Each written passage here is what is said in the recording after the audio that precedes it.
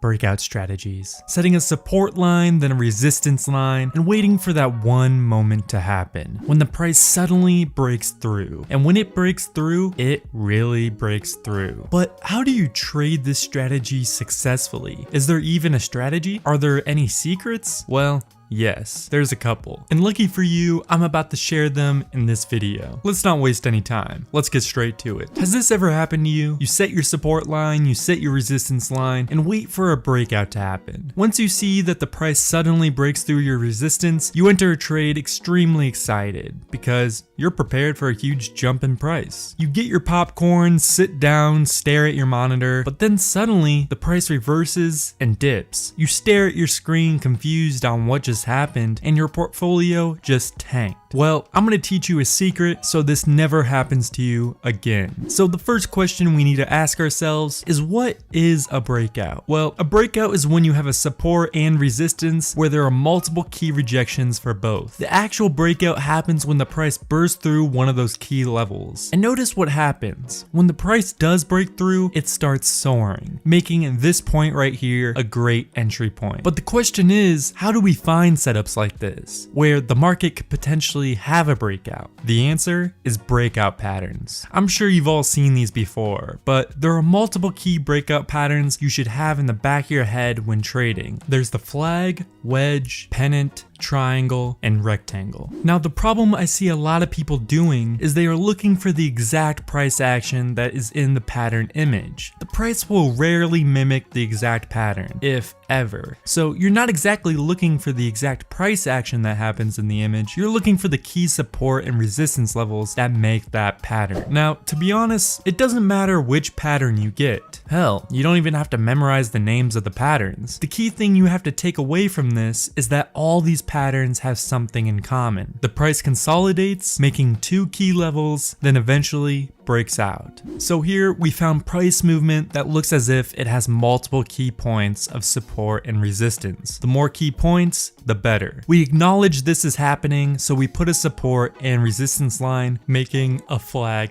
pattern. So far so good. But this is the point where people usually make the mistake. So what happens is people usually wait for a breakout in either direction. So once someone sees the price break through their resistance line, they immediately enter the trade right here. But it turns out it was a false breakout and the price reverses in the opposite direction. This specific trader would have lost a pretty decent amount of money. I'm going to show you how to prevent this from happening so we go in with a greater chance of the price going the direction we want it to. The first thing we need to understand is what's called momentum candles. Momentum candles can have many forms, but usually it's one big candle with a large body, or three medium-sized candles all going in the same direction. These two forms of momentum candles are going to be what we are looking for. Let me show you an example. So in this example, we have a set of multiple higher highs, so we set a resistance level right here. Then we have a key support level here because the price reversed multiple times at this level, and now we wait. We see a pretty decent sized candle form, and then it breaks the resistance level. This matches our definition for a momentum candle. The problem is only the tip of it broke out, so we are not counting this as a momentum candle. For us to be able to count this as a momentum candle, the majority of the body would have had to been crossing the resistance level. We would also consider this a momentum candle if another green candle appears outside of the line like this. But unfortunately, it was a red candle instead, so we ignore the signal. Let me show you another example. So here we have our support and resistance level set up. The price moves and a decent sized candle breaks through our resistance. It's not a momentum candle because it does not have a big body, so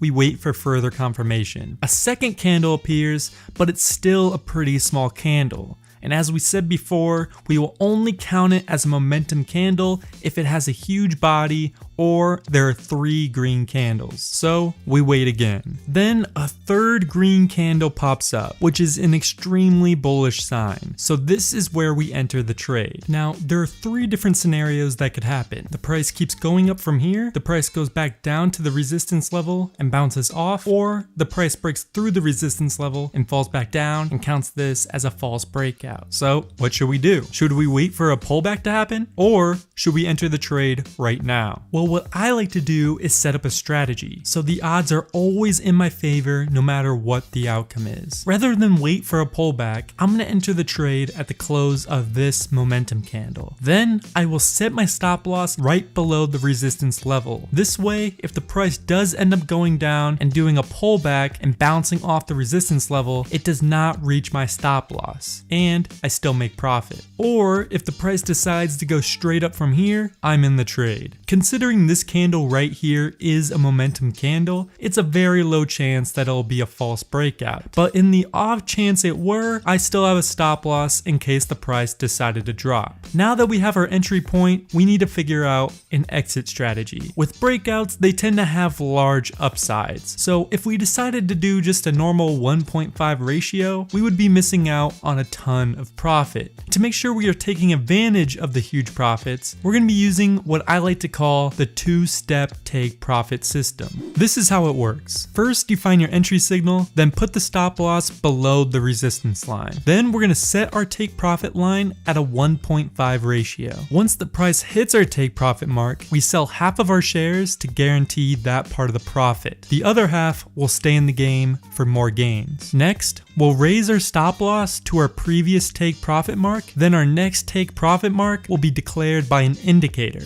That indicator is the chandelier indicator. To add this indicator, just go to Trading View, go to the Indicators tab, and type in chandelier stop. Then go to the indicator settings and change the ATR multiplier to 2. This indicator will give us our exit strategy. It's very simple. We sold half of our shares at the 1.5 profit mark. We let the other half run. We set our new stop loss at our old take profit mark, and we will exit the trade once the chandelier indicator changes colors. So right here we would have sold the remaining of our position because the chandelier indicator changed colors. Notice all the extra profit we made by only selling half of our shares. If we would have sold all of our shares at the 1.5 profit mark, we would have missed out on a ton of upside. Let's see one more example. We find some key points that are great levels to make a support and resistance. Once we set our trend lines, we wait for a momentum candle to break through our resistance. One candle breaks the line, but it does not have a big enough body to be considered a momentum candle. So we wait for 2 more green candles. Once we see the 3rd green candle, we enter the trade.